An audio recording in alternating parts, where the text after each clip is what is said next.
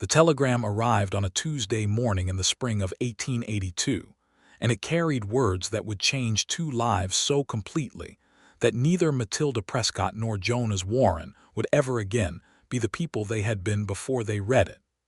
Matilda Prescott stood on the wide porch of her father's ranch house, the one that overlooked the long golden sweep of the Texas hill country, and she held the telegram with both hands as if it might try to escape. The paper shook slightly, but that was the wind coming up from the south, carrying with it the smell of dry grass and distant rain. She told herself it was only the wind. She read the words again, slowly this time, making sure she had not misunderstood a single syllable. Your marriage to Jonas Warren of the Warren Ranch has been arranged. The ceremony will take place on Saturday, the 15th of April. This matter is not open for discussion. It is for the good of both families and for the peace of this county. Your father has given his word, and so has Elias Warren. The preacher will come to the Warren property. You will be there. It was signed by her father, Samuel Prescott, who was apparently so certain of her compliance that he had sent the message from town rather than riding home to face her himself. Matilda folded the telegram once, then twice, then again until it was a small hard square in her palm. She pressed it so tight that the paper creased and the edges bit into her skin. She was 22 years old, with brown hair that she kept pinned up because loose hair was not practical when you spent your days checking fence lines and helping with the cattle. She had strong hands and a direct gaze that had made more than one man uncomfortable when he tried to tell her something she did not want to hear. She had opinions about land management and water rights and the best way to treat a horse that had gone lame, and she had never once in her life been told that those opinions did not matter until this moment, reading a telegram that disposed of her future the same way you might sell off a bull you no longer needed.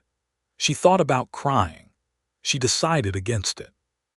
Crying would not undo the telegram, and it would not change the fact that her father, whom she loved deeply and sometimes wanted to throw into a stock pond, had apparently decided that peace with the Warren family was worth more than asking his only daughter what she thought about marrying a stranger.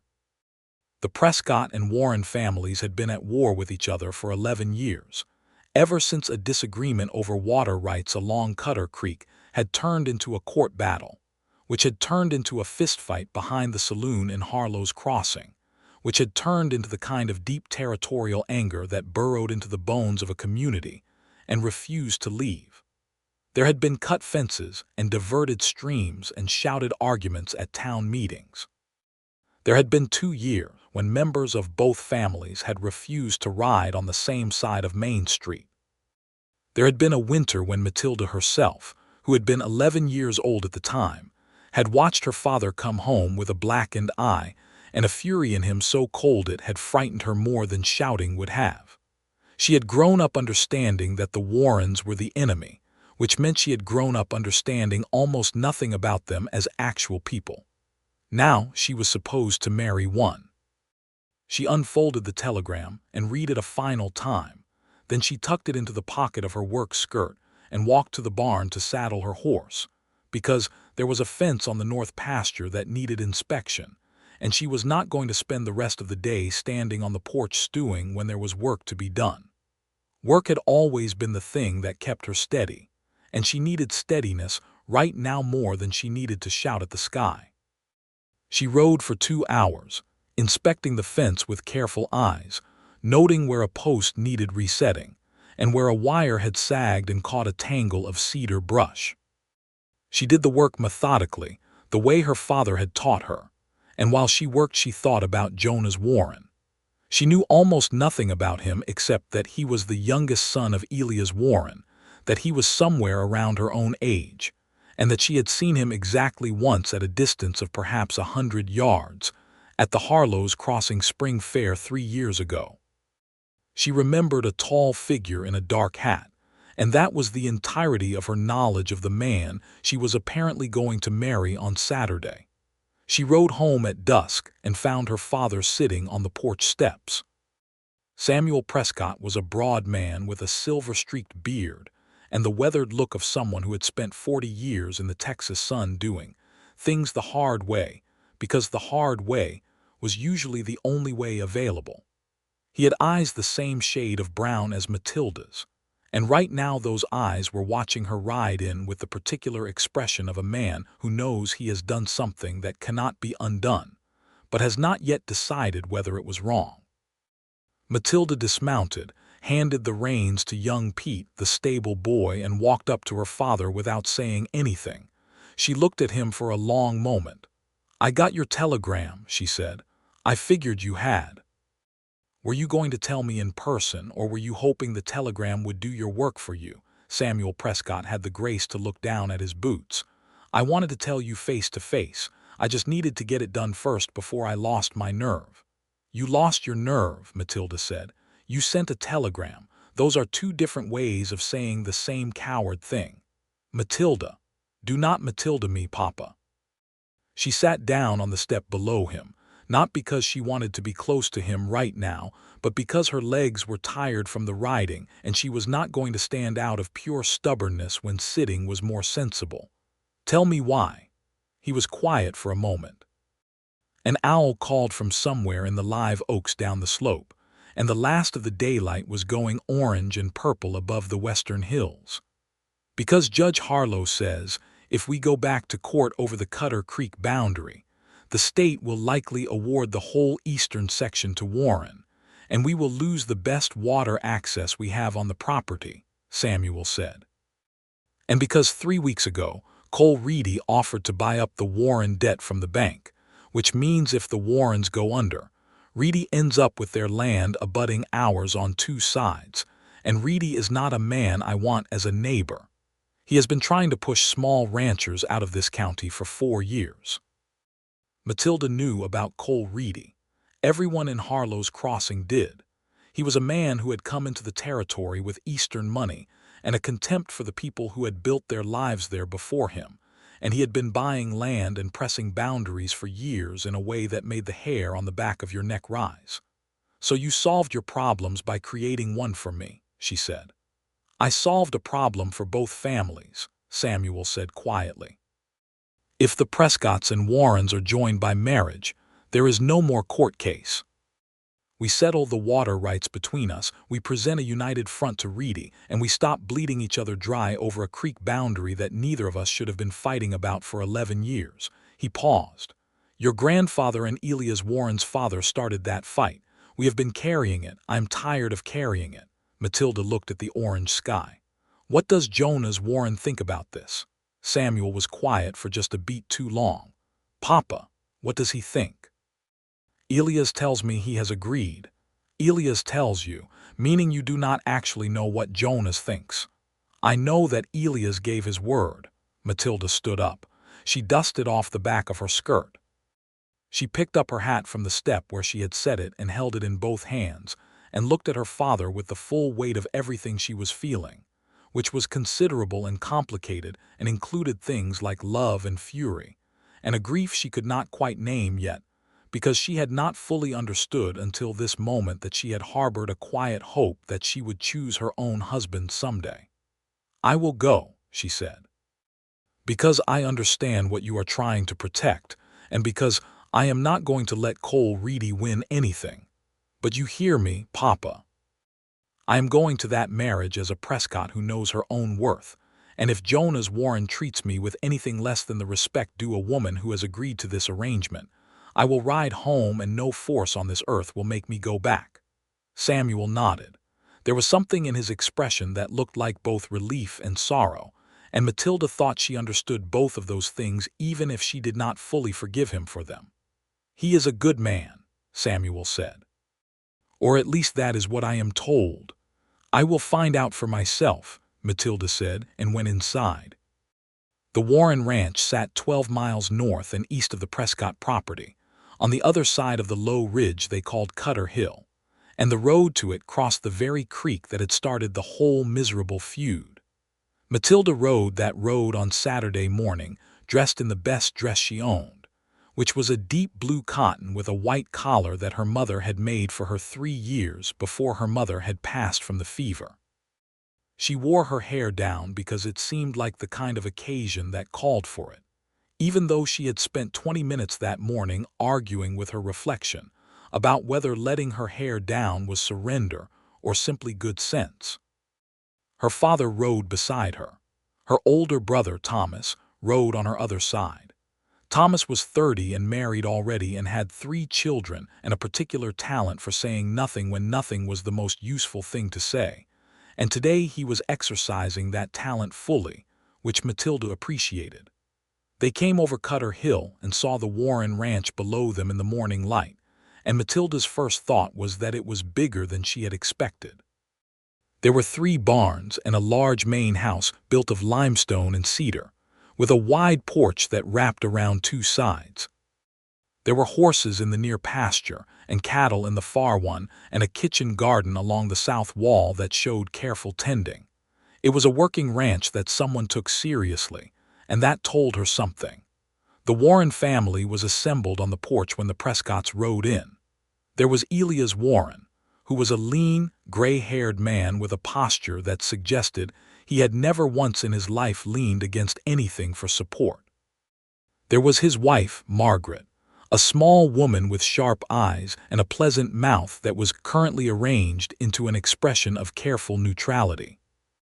There was an older son, Nathan Warren, who looked like a harder version of his father, with a wife beside him named Clara who looked nervous. And there was Jonas Warren. Matilda saw him and made herself look with steady eyes. He was taller than she had estimated from 100 yards. He was perhaps an inch over 6 feet, with dark hair that was a little long, as if he had been meaning to get it cut and kept putting it off. He had broad shoulders and the lean build of a man who worked hard every day, and his face was the kind of face that took a moment to understand, because the parts of it were not perfectly arranged, but the whole of it worked in a way that was unexpectedly striking. He had a strong jaw and dark eyes, and a mouth that was set in a straight line that she could not read yet. He was wearing a clean white shirt and dark trousers and his good boots, and his hat was in his hands, and he was watching her ride in with an expression that she could only describe as uncertain. That uncertainty surprised her. She had expected either hostility or forced pleasantness. The uncertainty was something else entirely, something that looked almost like a mirror of what she herself was feeling, and she found that oddly steadying. She dismounted, and her father and brother dismounted beside her, and the 2 families faced each other across the yard with 11 years of bad history hanging in the air between them like smoke. Elias Warren stepped forward first. He extended his hand to Samuel Prescott, and Samuel looked at it for a moment that lasted just long enough to carry weight, and then he shook it. Something shifted in the air. Not all of it, but some of it. Then Jonas Warren stepped down from the porch and crossed the yard toward Matilda, and she walked forward to meet him because she was not going to stand still and let herself be presented like a piece of property any more than was absolutely necessary. They stopped a few feet apart. He looked at her and she looked at him, and neither of them said anything for a moment. "Miss Prescott," he said. His voice was lower than she had expected, a quiet, careful voice. "Mr. Warren," she said, "I want you to know that I did not have any part in arranging this without you knowing." That was not what she had expected him to say. She had expected some variation of duty and obligation and family honor. She had not expected him to start by acknowledging that the arrangement had been made over both their heads. "I appreciate that," she said. "I did not have any part in it either." Something in his face shifted slightly. Not quite a smile, but a loosening. "I figured as much," he said. "You do not look like a woman who would have signed off on a telegram." "My father is lucky I did not ride to town and send one back that would have embarrassed us both," Matilda said.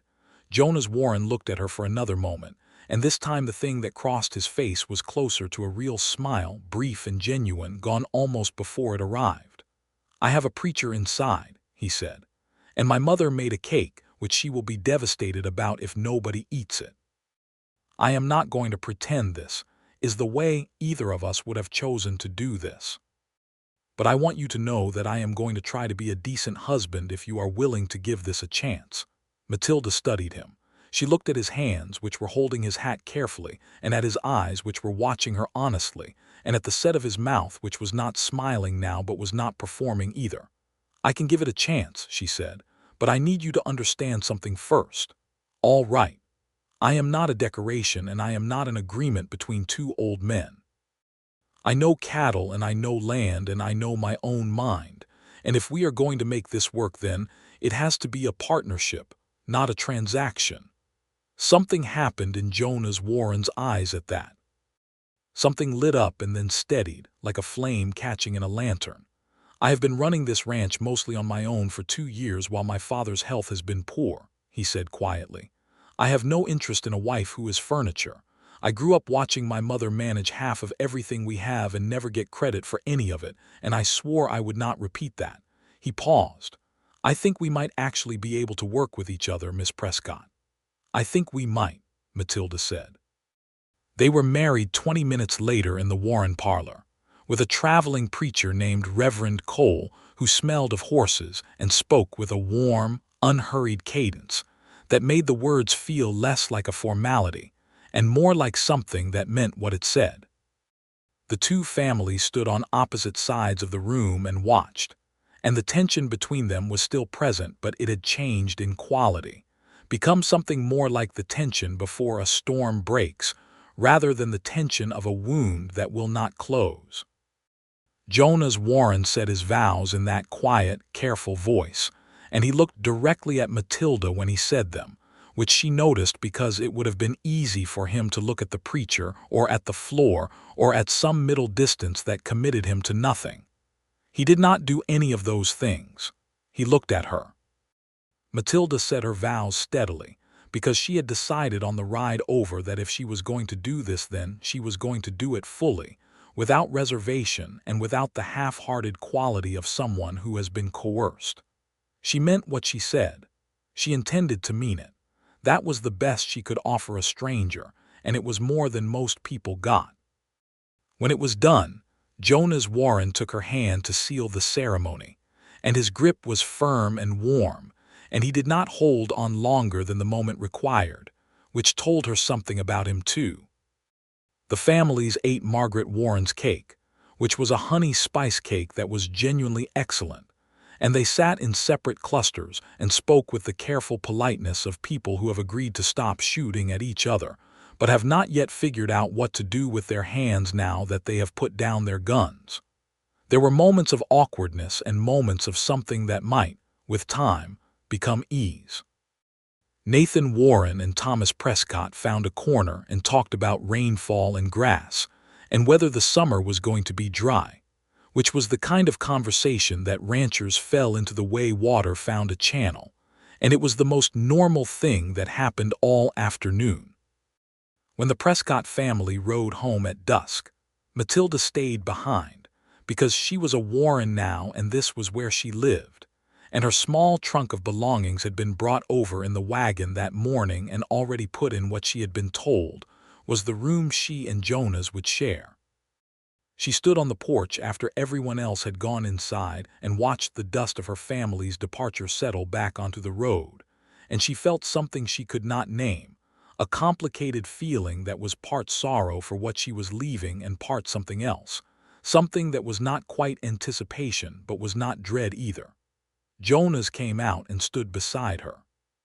He had taken off his good boots and was in his stocking feet, which struck her as oddly endearing, the ordinariness of it after the strange formality of the day. "Are you all right?" he asked. "I think so," she said. "Are you?" "I think so," he said. They stood in companionable silence for a moment, watching the last of the light leave the sky, and then Jonas said, "I thought you should know there is a spring about a quarter-mile east of here on the far side of the east pasture. It is the prettiest spot on this whole property. I go there sometimes when I need to think. You are welcome to it whenever you want." Matilda looked at him sideways. It was a strange thing to offer, she thought, the location of his thinking place. It was the kind of thing you told someone you trusted, not someone you had known for an afternoon. "Thank you," she said. "I figured you might need a place to yourself sometimes," he said simply. New house, new family, whole new situation. A person needs somewhere to go that is just theirs. She looked at him for a long moment in the blue dusk. "You thought about that," she said. "I have been thinking about what it would be like to be in your position," he said. "I am at least on my own property with my own people. You rode in from somewhere else entirely. That is harder." Matilda Prescott, who had not cried since she had read the telegram, felt something shift in her chest, a small movement like a stone rolling to one side to let a little water through. "You are not what I expected," she said. "What did you expect?" "Honestly, I expected some version of your father." Jonas made a sound that might have been a short laugh. "My father is a good man who has spent 40 years being wrong about important things and occasionally right about small ones. I have been trying to be the other way around." She smiled. She had not expected to smile today, and the unexpectedness of it made the smile feel larger than she wanted it to. They went inside, and Margaret Warren had set out cold supper on the table, and the family ate together with a quietness that was not uncomfortable, just tired from the weight of the day. After supper, Jonas showed Matilda the room, which was a good-sized room with a window facing east and a solid bed and a washstand and a rag rug on the plank floor that someone had made with care. Her trunk sat near the wardrobe. The room smelled of cedar and beeswax. "I can sleep in the other room," Jonas said, with a matter-of-factness that carried no awkwardness, only practicality. "Until you are comfortable, there is no rush on anything." "I appreciate that," Matilda said. And then, because it was the honest thing, "You keep surprising me." "I hope that is a good thing," he said. "So far it is," she said. He nodded and said good night, and she shut the door of her new room and stood in the dark for a moment, listening to the sounds of the ranch settling into the night, the distant low of cattle and the creak of the house, and the call of something in the dark timber beyond the creek. She thought about her father and her old room and the life she had woken up in yesterday morning, and she thought about Jonas Warren's dark eyes and the careful way he had spoken to her, and she thought about the fact that she had promised to mean the vows she had said, and she thought that meaning them might not be as impossible as she had spent the last 4 days fearing. The first weeks were the cautious weeks, the weeks of learning each other without the pressure of pretending to be something they were not. Matilda was up before dawn every morning, which Jonas discovered when he came down the first Tuesday to find her already in the barn checking on a mare that had been running a slight fever. He stood in the barn doorway with his coffee cup and looked at her crouching in the stall, and she looked up at him. "She is better," Matilda said. "Fever broke overnight. But she needs to stay on the lighter feed for a few more days." Jonas looked at the mare and then at Matilda. "How long have you been up?" "Since about 4. I was worried about her. I was going to check her this morning." "I know," Matilda said. "I checked her first." He looked at her for a long moment, and then he went inside and came back with a second cup of coffee and handed it to her over the stall door, and she took it without comment, and they stood in the early morning quiet with the mare between them, and it was the most comfortable moment they had yet had together. Within 2 weeks, Matilda had reorganized the ranch's supply ledger, which had been kept in a system she described as creative and Jonas described, with surprising good humor, as catastrophic. She sat at the kitchen table in the evenings after supper and worked through the numbers with a pencil, making notes in her clear, angular handwriting, and Jonas sat across from her sometimes and watched her work and asked questions that showed he was actually thinking about what she was finding, not just humoring her. "We are paying twice what we should be for rope and tackle," she said one evening, showing him a column of figures. "Binner's Hardware in town has been charging us the premium price since your father opened the account.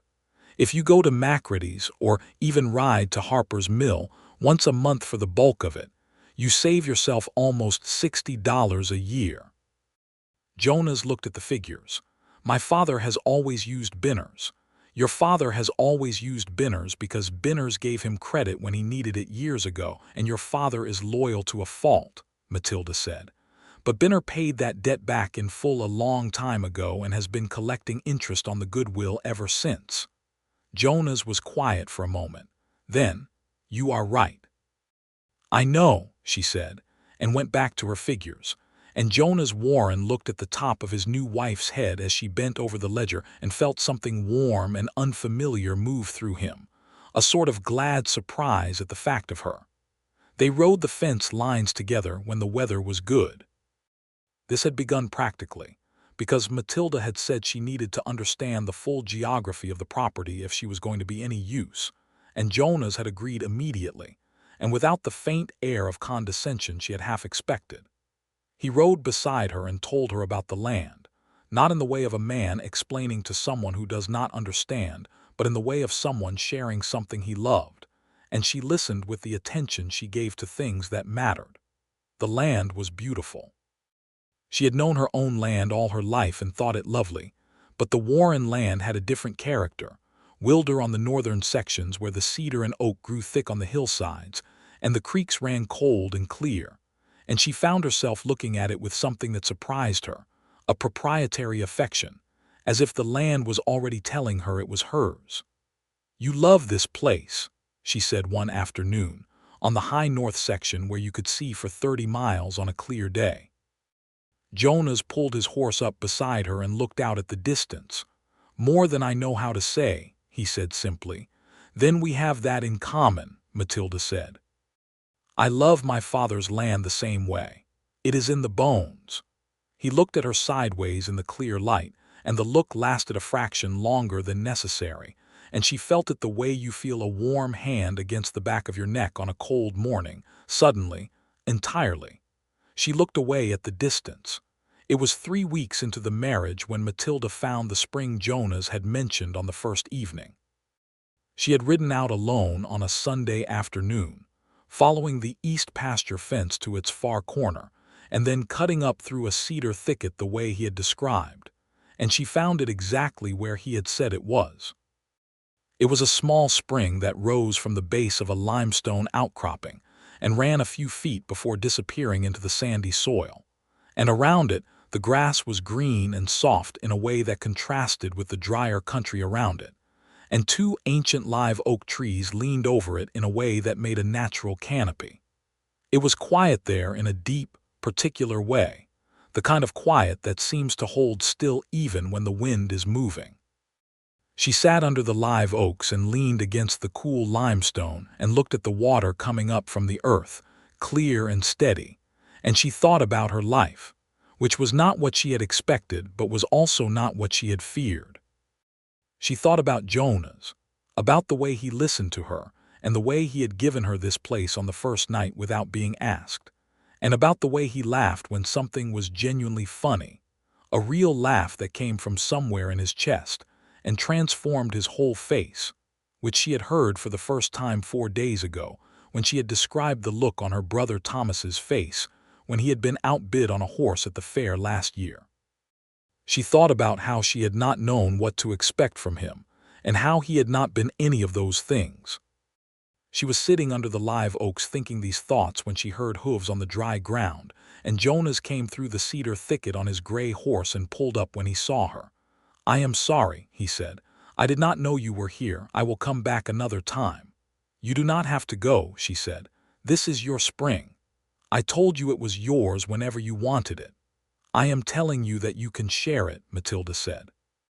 He looked at her for a moment, and then he swung down and tied his horse to a cedar branch and came and sat on the limestone a few feet from her, his long legs stretched out, his hat in his hands. They were quiet for a while. The water came up from the earth and the oak leaves moved overhead, and a redbird landed in the brush near the water and looked at them with bright eyes before flying away. "Can I ask you something?" Jonas said. "Go ahead." "Are you unhappy?" She turned to look at him. He was looking at the spring, not at her, which she thought might be deliberate, giving her room. "No," she said slowly. "I am not unhappy. I am adjusting. There is a difference." "I know," he said. "I just wanted to know. What about you?" He was quiet for a moment. Then, "No, I am not unhappy either." He paused. "I did not expect to be anything but polite and dutiful. I thought that was what this would be, duty done properly. I did not expect to find it interesting. Are you calling me interesting, Jonas Warren? He turned to look at her then directly, with those dark eyes that she had been learning to read over the past weeks, and she saw warmth in them, steady and unperforming. I am, he said. The warmth in her chest that had started as a trickle was becoming harder to ignore. They rode home together in the afternoon light, and when they came into the yard and dismounted and Jonas took her horse's reins along with his own to lead them to the barn, he paused and looked at her over the horses' backs. I am glad you came, he said. Not to the ranch, she understood. To the spring. So am I, she said, and she meant it on both counts. The difficulty came in the 5th week, as difficulties generally do when they have been waiting for an opportune moment. Cole Reedy rode onto Warren land on a Wednesday morning with 2 of his hired men beside him, all 3 of them on expensive horses that had been chosen for appearance as much as use. Reedy was a large man with a smooth face and eyes the color of shallow water, and he had the manner of someone accustomed to setting the terms of every conversation before it began. Matilda was in the yard when they rode in, and Jonas came from the barn a moment later, and they stood side by side without planning to, which she noticed, and which made something in her quietly certain. Warren, Reedy said, not bothering to dismount. I have heard the news about your family arrangement. I wanted to come and offer my congratulations. His eyes moved to Matilda in a way that was technically polite and actually dismissive. And to let you know that my offer for the eastern section still stands despite the change in your circumstances. I am prepared to be generous. The eastern section is not for sale, Jonas said. Everything is for sale at the right price. Mr. Reedy, Jonas said, and his voice was quiet but carried a clarity that Matilda recognized as something close to warning. I appreciate you riding out, but I will save us both some time. This land is not for sale. The Cutter Creek boundary has been settled by family agreement, and I think you already know that the combined position of the Prescott and Warren families makes your purchase strategy in this county significantly less viable than it was 6 weeks ago. Reedy's smooth face did not change, but his eyes shifted in a way that Matilda read correctly. You are making an error, Reedy said pleasantly. I have made errors before, Jonas said. I prefer to make them on my own property. Reedy turned his horse without another word and rode out with his men, and the dust of their going drifted east in the warm morning air. Matilda looked at Jonas. Jonas looked at Matilda. That is not the last we will see of him, she said. No, Jonas agreed. But that is all right. We know where we stand. The we in that sentence settled into Matilda's chest like something finding its right place. She told him that evening, sitting on the porch after supper in the blue-gold dusk that had become her favorite time of day, because it was the time when Jonas usually sat with her and they talked, really talked, about everything and nothing, about cattle and weather and politics, and the books they had each read, and the dreams they had for the land and the future. She had never in her life talked to anyone the way she talked to Jonas Warren in those evening conversations, with the feeling that the other person was genuinely there, genuinely attending, genuinely interested in what she thought. He is going to try something with the water, she said. That is my read of him. He cannot buy you out and he cannot pressure you directly now, so he will go at the water. Cutter Creek, Jonas said, or the upper tributary. If he can divert enough of the flow before it reaches the creek, he can create a drought condition on the low pasture by late summer. Jonas was quiet, turning this over. You know water management. My father fought a water war for 11 years, Matilda said. I know more about water law and water management than most men twice my age. Then what do we do? She had already been thinking about it. We ride the upper tributary and document every natural diversion and flow point. We have the survey done now, so we have legal standing. If Reedy makes a move, we will see it coming, and we will have the documentation to stop it. Jonas looked at her in the dusk with an expression that she had started to recognize in him, the expression of a man continually being given something he had not known to expect. "I want you to know something," he said. "What?" "I have run this ranch alone for 2 years and made decisions alone for 2 years, and I was good at it, but I have never once in those 2 years had someone who could think alongside me, who saw the same things I saw and thought 2 steps further. I did not know how much I needed that until I had it." Matilda looked at him for a moment. The first stars were appearing above the eastern hills, and the air smelled of warm grass and the approaching night. "Jonas," she said. "Yes, I think I might be." She stopped, reconsidered, went on. "I think this arrangement that our fathers made out of desperation and practicality might be turning into something that is not an arrangement anymore." He was very still for a moment. Then, "I think so too." "That frightens me a little," she said honestly. "Me too," he said. "I did not plan on this." Neither did I. The silence between them was different now, weighted with something new and real. "What do you want to do about it?" Jonas asked. Matilda thought about it seriously, the way she thought about everything that mattered. She thought about the fact that she had ridden to this man's ranch in her mother's blue dress as a solution to a political problem, and that somewhere in the 5 weeks since then, he had become the person she most wanted to talk to, and that the sound of his voice in the evening had become something she looked forward to with an anticipation that had nothing to do with duty and everything to do with something warmer and more honest than that. "I think I want to let it be what it is," she said, without running from it. Jonas reached out and put his hand over hers where it rested on the porch railing. His hand was warm and rough with work, and she turned her hand over and held his, and they sat there in the coming dark holding on to each other with the first stars coming out above the Texas hills. The days that followed were the days when everything changed, not suddenly, but with the steady inevitability of a season turning. It was in the way Jonas looked at her across the breakfast table, and the look held a fraction of a second beyond the functional. It was in the way Matilda started leaving her hair down in the evenings, not for any practical reason, but because Jonas had said once, carefully, that she looked well with her hair down, and she had felt that observation in a way that was entirely new. It was in the way they rode together in the mornings and talked about everything under the wide Texas sky, and in the way Jonas had started laughing more, the real laugh that she had claimed some kind of credit for, because she was the one who made it happen most often. It was in the evening 3 weeks after the porch conversation when Jonas knocked on the door of the room she had been using, and she opened it, and he was standing in the hallway with a book in his hand. "I know you mentioned you had read this," he said, showing her the spine, which was a volume of natural history she had in fact mentioned in passing 2 weeks ago. "I ordered it from the bookseller in San Antonio. It arrived today." She looked at the book and then at him. He was trying very hard to look as if he had done this as a simple practical matter and not as what it was, which was a gift, chosen with care. "Thank you," she said, and her voice came out softer than she had intended. He nodded, turned to go. "Jonas." He turned back.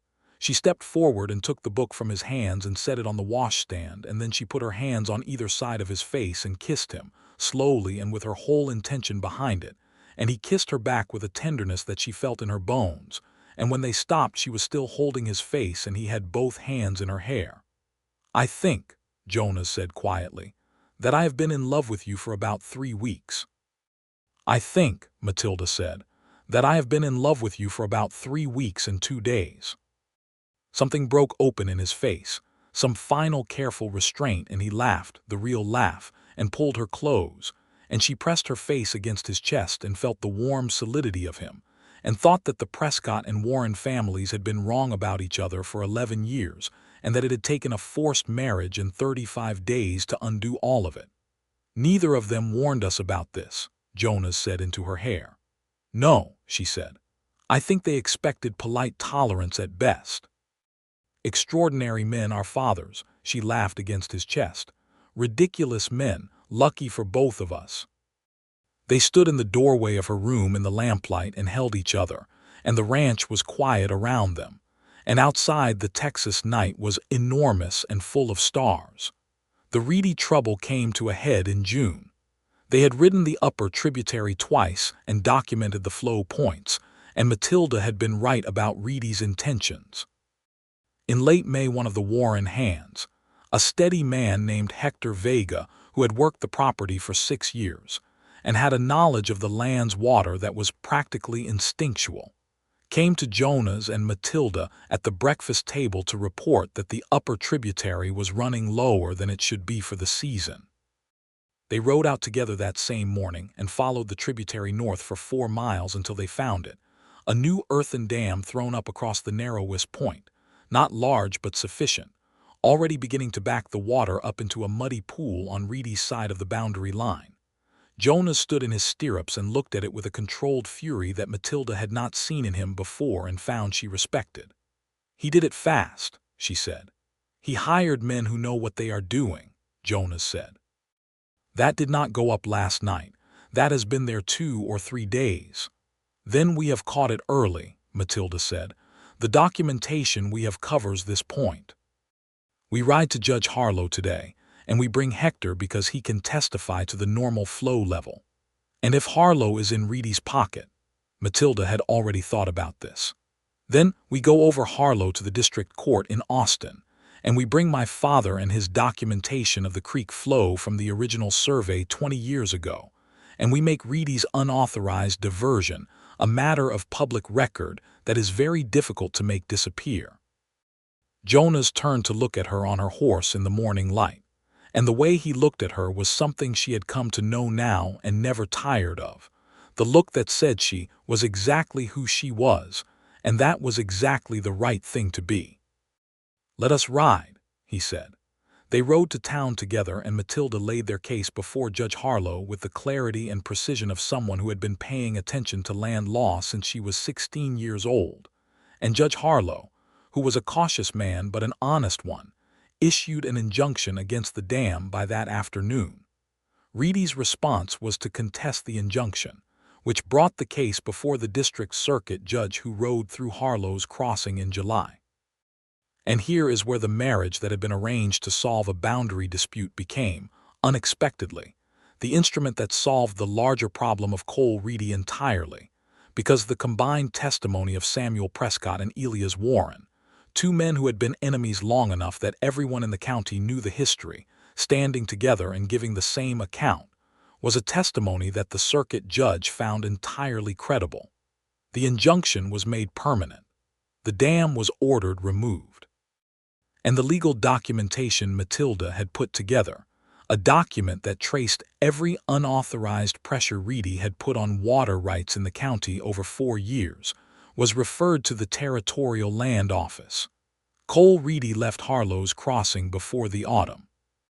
He sold his properties at a loss to avoid further scrutiny, and the smaller ranches that had been under his pressure breathed again, and the community of Harlow's crossing turned the whole episode into a story that was told for years, the story of how the Prescott-Warren marriage had broken the scheme that had been quietly suffocating the county. But none of that was what mattered most to Matilda and Jonas, who were by that point paying only peripheral attention to the politics, because they were occupied by something more immediate and more important. It was the summer that they fell entirely, irreversibly in love. It was in the long days of July and August when the Texas heat was like a physical presence, and the land went gold and dry, and the work of keeping the cattle watered was a constant negotiation with the land's natural stinginess. They worked side by side through the heat with an ease and complementarity that Hector Vega mentioned to his wife, who mentioned it to Margaret Warren, who allowed herself a small satisfied smile over her morning coffee. It was in the evenings when the heat eased and they sat on the porch and talked until the stars wheeled overhead and Margaret's kitchen lamp went out inside, and still they sat. It was in the way Jonas had started reading aloud to her in the evenings, because he had a beautiful speaking voice, and she had said so once, and he had taken it as both a compliment and an instruction. He read her natural history and cattle management and the occasional novel, and she sat across from him and listened and thought about how completely the shape of a day had changed since she had come to this house. It was in the morning in the kitchen, when she had been helping Margaret with the bread and Jonas had come in fresh from the early work and gone to the basin to wash. And Margaret had looked at Matilda with an expression of such warm, direct recognition that Matilda had felt seen in a way she had not expected from her mother-in-law. Margaret Warren was a woman who had lived 50 years on this land with a pride that did not need an audience, and her approval, quiet and unannounced, meant something. "You are good for him," Margaret said, not looking up from the bread dough. "He is good for me," Matilda said. "Yes," Margaret said, "he is. He has always had more sense than anyone gave him credit for." She paused, including his own father. Matilda thought about Elias Warren, who had begun to show a tentative, stiff courtesy toward her that she recognized as his version of warmth. He was not an easy man to like, but she thought he was trying, and she thought that effort counted for something. She thought about her own father, who had ridden over 3 weeks after the wedding and sat on the Warren porch with Samuel Prescott and Elias Warren on either side, and after an hour of careful conversation had reached across and shaken the old man's hand in a way that was different from the formal handshake at the wedding, different in the way that real things are different from ceremonial ones. The feud was ending. Not overnight, not without the occasional flare of old resentment when someone said something careless, but in the deep, structural way of a wound finally being properly treated instead of merely covered. It was ending because two families had been forced to interact as people rather than as symbols of 11 years of grievance, and because the young woman and the young man who had been used as instruments of peace had turned out to be genuinely interested in each other, which had a humanizing effect on everyone around them. Matilda had a specific memory from August that she returned to often in later years. She and Jonas had ridden to the spring on a Sunday afternoon, as they did most Sundays now, and they had laid in the grass under the live oaks with their hats over their faces against the dappled light, and Jonas had been talking about something, some plan for the north section, and in the middle of his sentence he had stopped because she had taken his hand. "Matilda," he said, "are you happy?" She moved her hat off her face and looked up at the underside of the oak leaves, green and silver in the light, and felt the warm, solid weight of his hand in hers and heard the spring running steadily from the limestone and thought about the word happy, which seemed too small for what she actually felt. "I am more than happy," she said. "I am home." He turned onto his side to look at her, and she turned onto her side to look at him, and they were very close in the grass, and his eyes were warm and dark and entirely present. "I want to tell you something," he said. "Tell me. The morning before the wedding, I rode out alone before anyone was up. I came here to this spring. And I sat here for an hour thinking about what was happening, and I made myself a promise. I promised that, whatever came of that day, I was going to treat the woman I married with every bit of the respect and honesty she deserved, even if neither of us wanted to be there. I made that promise to myself because the alternative was to be something I did not want to be." Matilda watched his face. "And then you rode into the yard," Jonas said, "and I looked at you and I thought, this is a woman who has made herself the same promise. And I thought, if we both keep our promises to ourselves, maybe something real can happen here." "Something real did happen here," Matilda said. "Yes," Jonas said. "Something real did." She leaned forward and kissed him, slow and sweet, in the grass under the live oaks, with the spring running and the summer pressing warm around them. The autumn brought the full settling of the reedy matter, and the rhythm of ranch work in the cooler months, the weaning of calves and the culling and the preparation for winter. Matilda had taken over the ranch accounts entirely by now, a development that had caused a brief moment of tension with Elias Warren, who had not said anything outright but who had made a face one morning when he found her at the desk. Jonas had handled it without drama.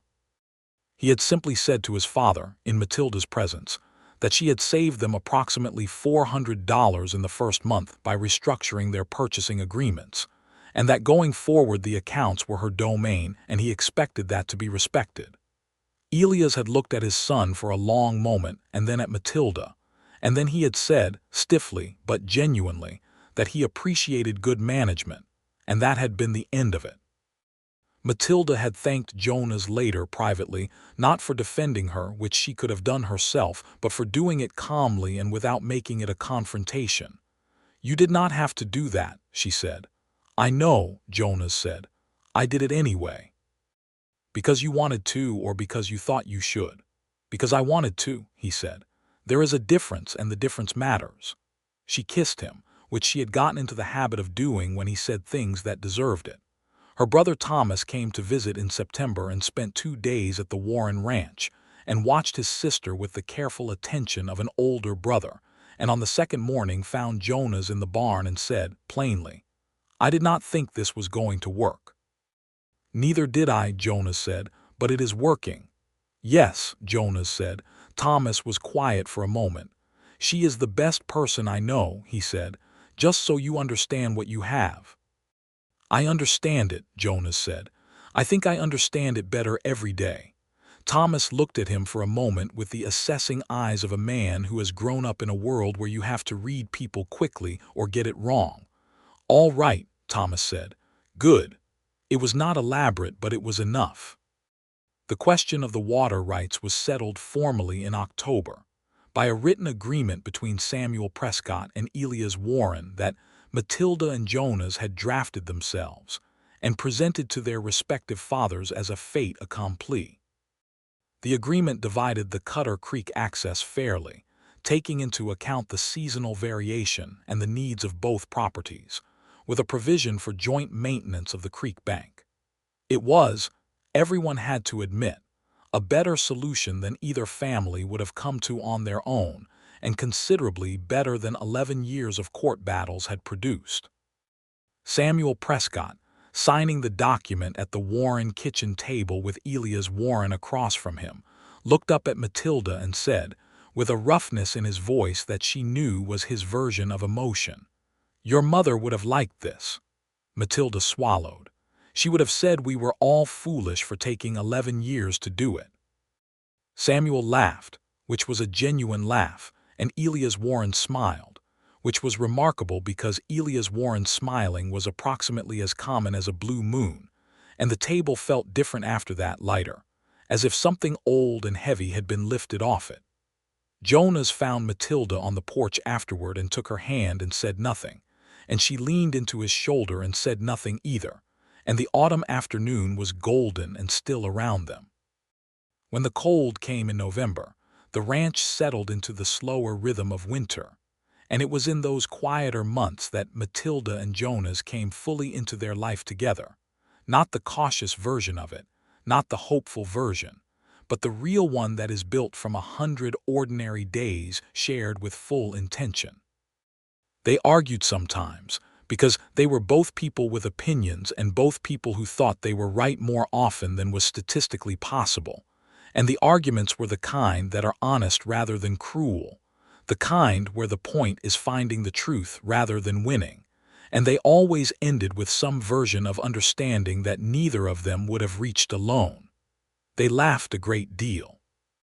Matilda had always been quietly funny, with an observational wit that could catch you off guard, and Jonas had a dry humor that came out most reliably when he was comfortable, which around her was almost always.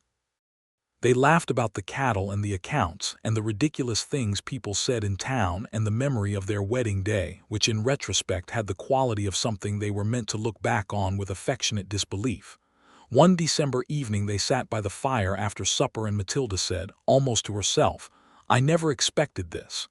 Jonas looked up from the harness he was mending. "Neither did I," he said. "What part of it?" "Any of it," she said. "The feeling of it. The fact that I like being here. The fact that she paused, finding the right words. The fact that when I imagine the future, you are not a background character in it. You are right at the center." Jonas set down the harness. He looked at her by the firelight, her hair down, her feet tucked up under her on the chair, the book she had been reading resting open on her knee. "Matilda," he said. "Yes. You are the best thing that has ever happened to me," he said, And I am aware that sounds like something a person says.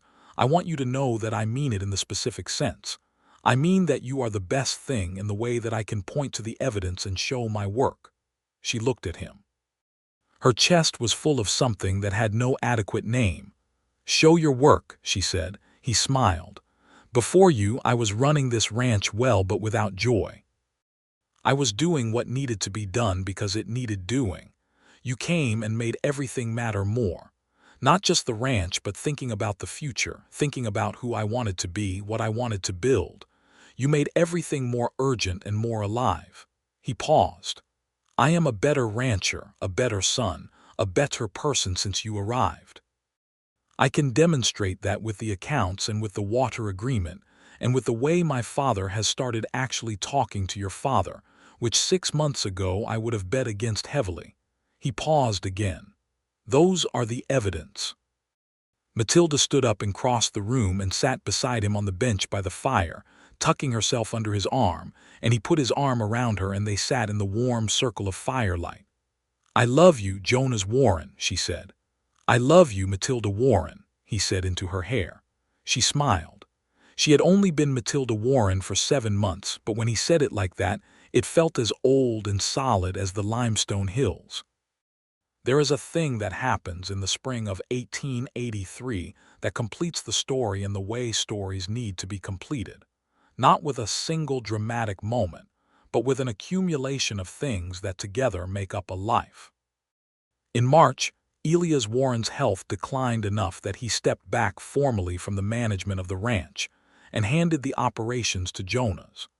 This was not unexpected, but it was significant, and Jonas handled it with a seriousness that Matilda recognized as the seriousness of a man who has thought long and carefully about who he wants to be in a position of responsibility. He asked Matilda to be formally co-named in the operational decisions, not as a courtesy but as a genuine partnership, and he put this in writing, which in 1883 in Texas was not common and was noticed.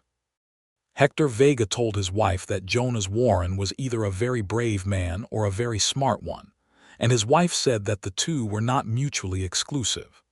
They hired 2 additional hands that spring, bringing the Warren crew to 8, and expanded the cattle operation into the East Pasture, which had been underutilized for years because of the Cutter Creek dispute, and which now, under the water agreement, had consistent access. They planted a larger kitchen garden and built a second chicken coop. Practical things, the ordinary architecture of a life being built with intention. Samuel Prescott rode over in April to help with the spring cattle work, which was the kind of thing that would have been unthinkable a year earlier, and he and Elias sat on the porch in the afternoons while the younger people worked, and they talked. Not easily. Not without the occasional stiffness of men who have a long history of antagonism between them, but genuinely, with the curiosity of men who are discovering that the other person is more interesting than the idea of them they had been carrying around for 11 years.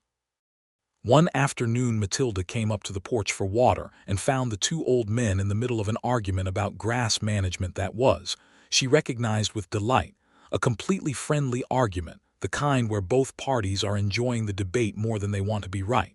She filled her cup and said nothing and went back to work, and Jonas, who had seen her face, raised an eyebrow. "Our fathers," she said, "are arguing about grass. Is that good?" "It is wonderful," she said. It was in April that Matilda told Jonas that she thought they were going to have a child. She had been certain for 2 weeks before she said anything, because she wanted to be sure. And she had spent those 2 weeks watching Jonas without him, knowing she was watching and thinking about what kind of father he would be, which was a thing she thought about with a warmth and certainty that surprised her by its strength. She told him on a morning in the barn, which might not seem like the most romantic setting but was in fact perfectly characteristic of them, because the barn was where they had had some of their most honest conversations, the space where the ordinary work of the life they were building together happened, and it seemed right. Jonas went very still. Then he looked at her with an expression she had never seen on him before, something open and unguarded and filled with a feeling too large for his face to contain entirely. "Matilda," he said. "I know," she said. He crossed the space between them in 2 steps and held her carefully with his arms around her and his face against her hair, and she felt him breathe a deep, steadying breath. "Are you all right?" he said. "I am wonderful," she said. "Good," he said. "Good." And then quietly, almost to himself, "A family. We were already a family," she said. "Now we are more." He pulled back to look at her, and his eyes were bright. "I want him to know this land the way I know it," he said. "Him," Matilda said, raising an eyebrow. Jonas looked briefly uncertain. "Or her. I would be very glad for a daughter." "Good answer," Matilda said. He laughed the real laugh, and she pressed her hand to his chest and felt it. The summer of 1883 was the summer Matilda was visibly pregnant and worked anyway. Because she was Matilda Prescott Warren, and the notion of resting when there was work to be done was not something her body's chemistry had been able to persuade her toward, though Jonas's watchfulness and Margaret's firm opinions on the matter did result in a few modifications to what work she took on. She handed the physical fence riding to Hector, and the heavier cattle work to the hands, and she ran the accounts and managed the purchasing and sat in on every operational decision and read every letter that came from the county seat about the land office proceedings regarding Reedy's former properties. She and Jonas continued their evening conversations on the porch, and the conversations expanded to include the future in ways that were specific and detailed and full of plans, which was how both of them expressed optimism, through planning, through the concrete language of what we will do and when we will do it. In August, Margaret Warren took Matilda aside and taught her 3 things: the recipe for the honey spice cake that had been in her family since before the war, the particular technique for preserving meat through the winter that the Warren family had used for 30 years, and the location of a box under the floorboard of the storeroom, where she kept a small sum of money that was entirely her own. She showed Matilda all 3 things with the seriousness of a woman passing on what matters. "Why are you telling me this?" Matilda asked. "Because this is your house," Margaret said, "not mine. I am very happy here and Jonas is a good son, but this is your house, and a woman should know everything about her own house." Matilda was quiet for a moment. "Thank you, Margaret. You are welcome, my dear." It was one of the 3 or 4 moments that Matilda identified in the years that followed as the moments when she felt the Warren Ranch become fully hers. The child was born in October of 1883, on a morning when the first real cold of the year had come down from the north, and the sky was a tremendous blue above the Texas hills. It was a boy, a large and loud and entirely healthy boy, and Jonas Warren, who had been in the other room because that was where he had been put by Margaret and the local midwife, a competent woman named Mrs. Alvarez, who had delivered most of the children in the county for 20 years, came into the room when they called him, and stood at the side of the bed, and looked at the bundle in Matilda's arms with an expression that she would keep with her for the rest of her life. He sat on the edge of the bed, and she placed the baby in his arms and watched his face, and Jonas Warren held his son with the careful, awed attention of a man who has been given something he understands is irreplaceable. "Hello," Jonas said to the baby, in the quiet, careful voice she loved. "He does not know your name yet," Matilda said. "That is all right," Jonas said. "We have time." They named him Samuel Elias Warren, which was a diplomatic miracle that both grandfathers received with a pride they expressed in different ways. Samuel Prescott rode over and held the baby with practiced competence and blinked several times in a manner that had nothing to do with the wind. Elias Warren held him with the careful tentativeness of a man whose health had declined and who understood the weight of what he was holding, and said, in a voice rougher than usual, that the boy had good hands. Young Sam, as they called him to distinguish him from his grandfather, was a child of the ranch in every way from the beginning, curious and sturdy and cheerful, with his father's dark eyes and his mother's direct gaze. And the Warren property rang with a new sound that first winter, the sound of infant noise filling the old limestone house, and Margaret declared it the best winter she had ever spent there. Elias Warren died the following spring, peacefully, in his own bed, with Margaret beside him and Jonas and Matilda and Nathan and Clara all present.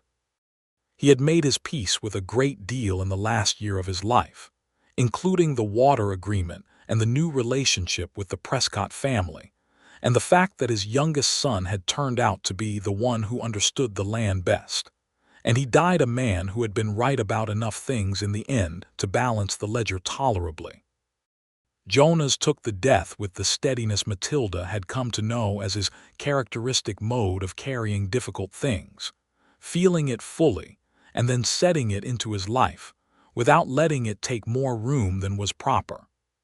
She was beside him in all of it, and he knew it and drew on it, and she drew on him in turn when the grief touched her too, because Elias Warren had been her father-in-law and had come to a kind of peace with her that, while never effusive, had been genuine. The ranch continued. The cattle did well, and the accounts were healthy, and the east pasture yielded its full potential under proper management. And the Prescott and Warren families moved through the territory of Harlow's Crossing as the kind of allied families that others looked to for the shape of how things ought to be done. Thomas Prescott and Nathan Warren became, over the years, something reasonably close to friends, which remained remarkable to both of them on philosophical grounds, but practically manifested as two men who could work a roundup together with complete efficiency, and share a drink at the saloon on Saturday evenings without anyone raising an eyebrow. Samuel Prescott came to the Warren Ranch every Sunday for supper. It had begun as a monthly arrangement and had become weekly without anyone quite deciding it, and he sat at the table with Margaret Warren and talked about the week's events, and Margaret served him coffee the way he liked it and asked about the north pasture, and the two of them had become, in the particular way of two people in their later years who share a neighborhood and a history and a table, genuinely fond of each other. In the summer of 1885, Matilda told Jonas they were expecting again. This time he was in the kitchen when she told him, and he did not go still. He smiled immediately, a wide, real smile that transformed his face, and crossed the kitchen and kissed her, which caused young Sam, who was 20 months old and toddling around the kitchen floor with a wooden spoon, to look up with great interest. "Again," said Matilda with her hands on Jonas's face. "Again," he said, "and as many times after that as you are willing." "That is a very bold statement from a man who does not carry them," he laughed. "Fair point."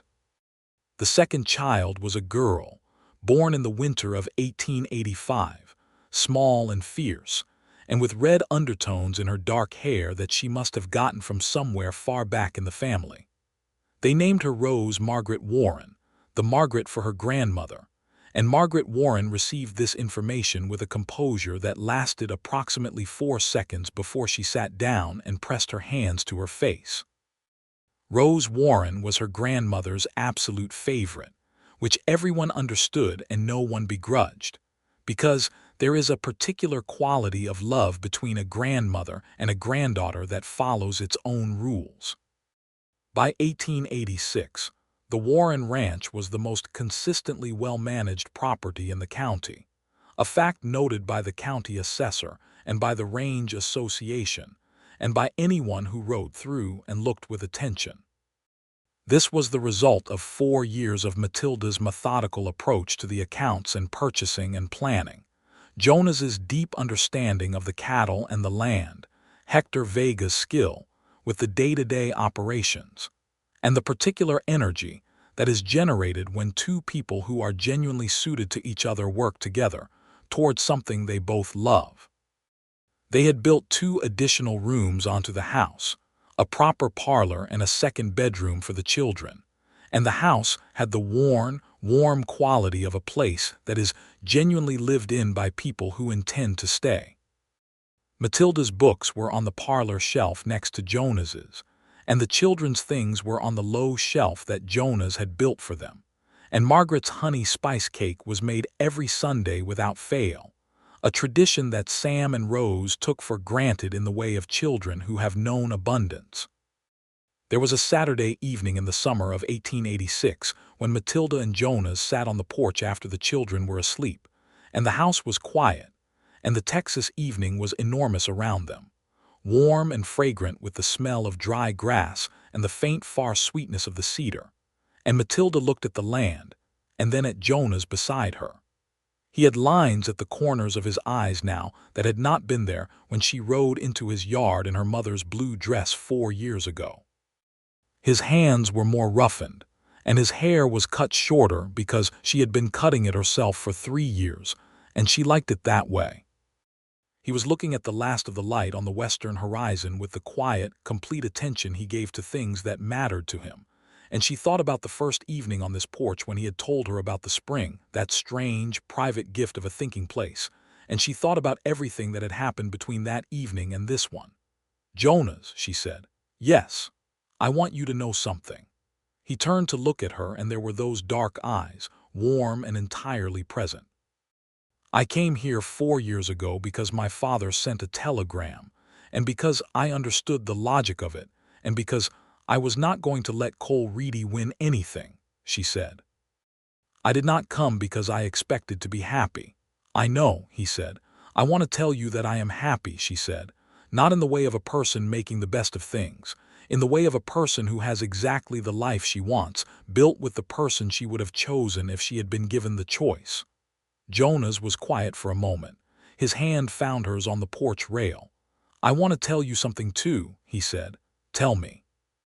"The day you came into this yard and you looked at me and said that you were going to come as a Prescott who knew her own worth, and that if I treated you with anything less than respect you would ride home.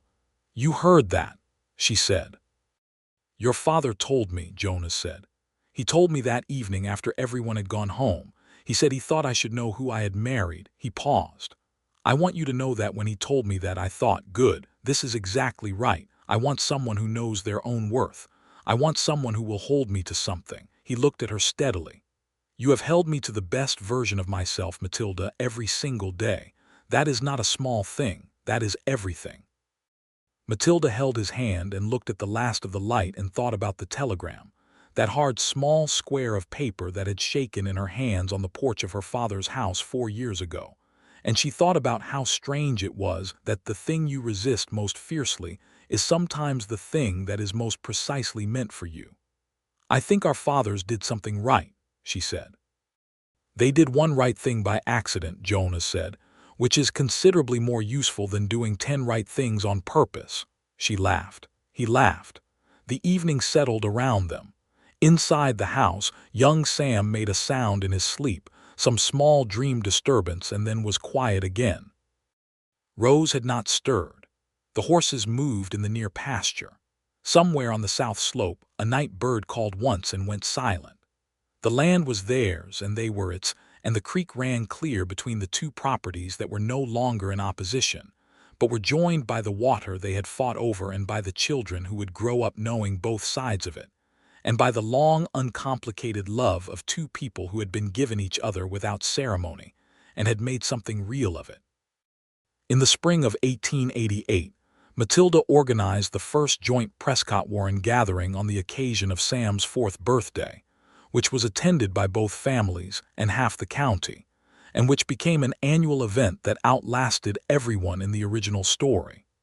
Tables were set up in the yard under the live oaks that had been planted along the west fence, and Margaret's honey spice cake was made in 3 pans and was not enough.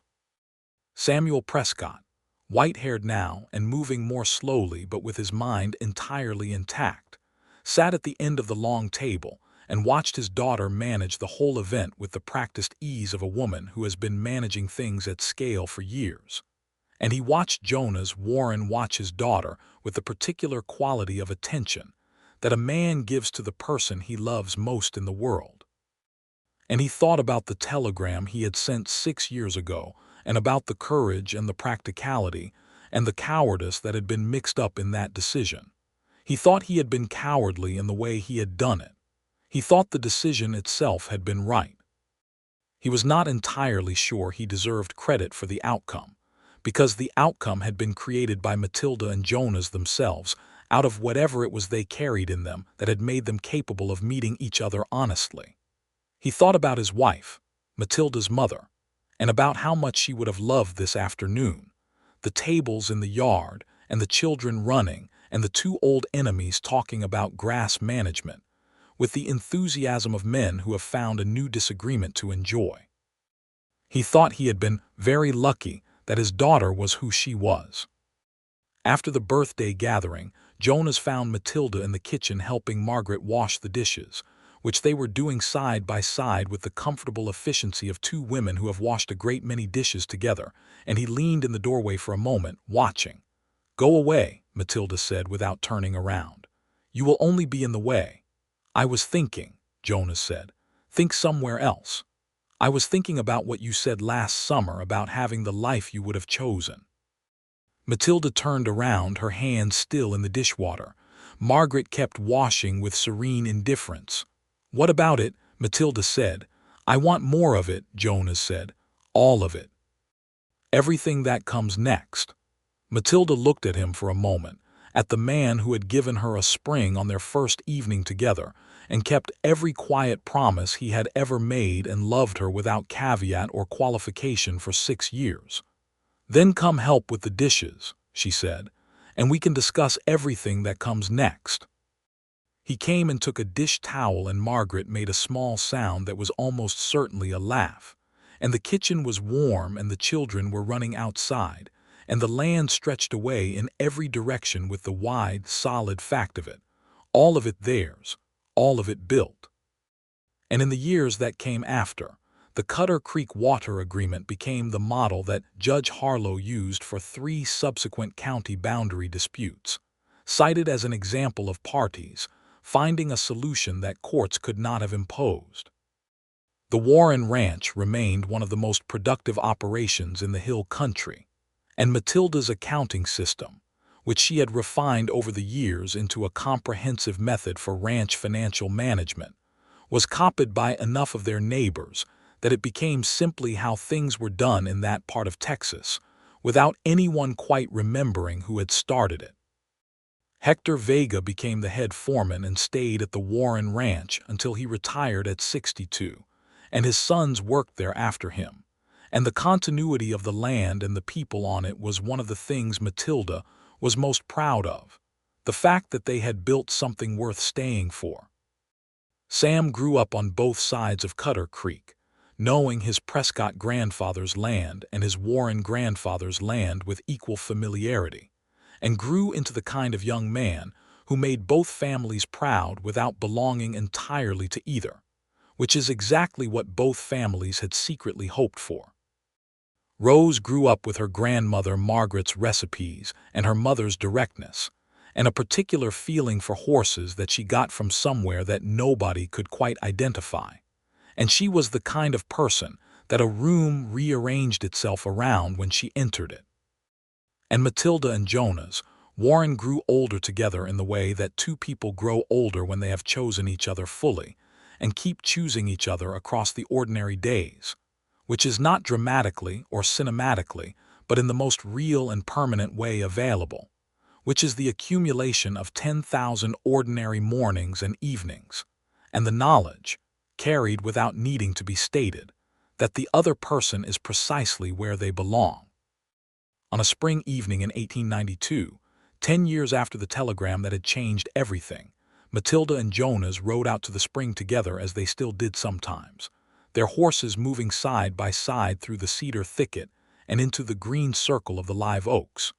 They were both a little older and a little more weathered and entirely themselves, and they tied the horses to the cedar branches and sat on the limestone the way they had sat 100 times before. The spring ran steadily from the earth. The oak leaves moved overhead in the evening breeze. A mockingbird in the brush sang 4 different songs in succession and then stopped, satisfied. 10 years, Jonas said. 10 years, Matilda said.